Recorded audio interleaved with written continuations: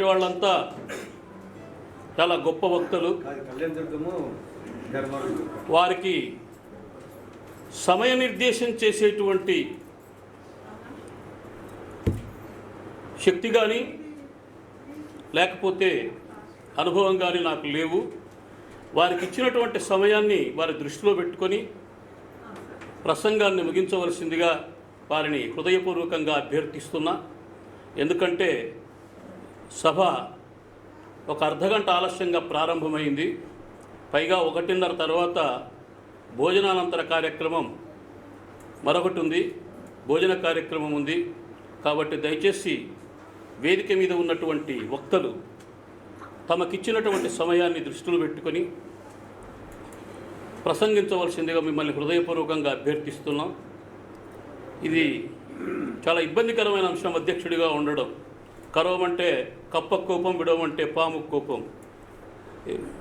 కాబట్టి దయచేసి అతిథులు మన్నించవలసిందిగా కోరుకుంటూ ఇప్పుడు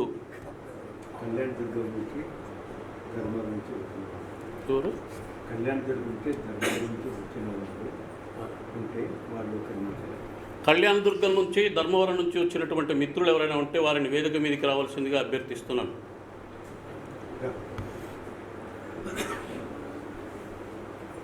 ఇప్పుడు పాటల తోట వెన్నెల మాట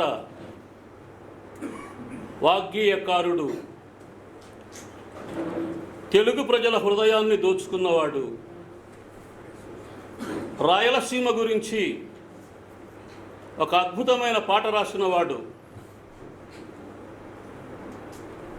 గల్లీలోని అనేక అద్భుత విశేషాలను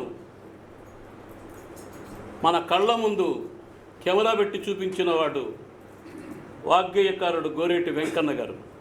వారిని కడపటి యుద్ధం నవలను ఆవిష్కరించవలసిందిగా అభ్యర్థిస్తూ ఆ తర్వాత ఒక 15 నిమిషాలు ప్రసంగించవలసిందిగా వారిని కోరుతున్నాను.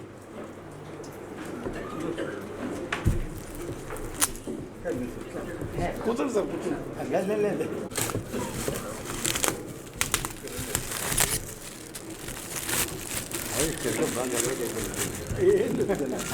లేదు సార్, అవసరం మనకు మీరు ఇక్కడే కొంచెం చూపించండి, తర్వాత పట్టుకోండి.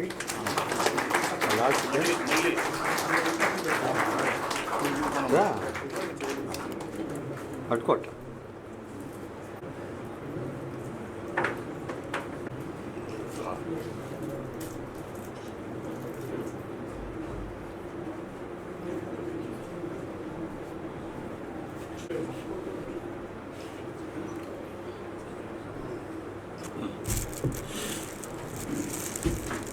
కాదు, కొండారెడ్డి ఇప్పించండి.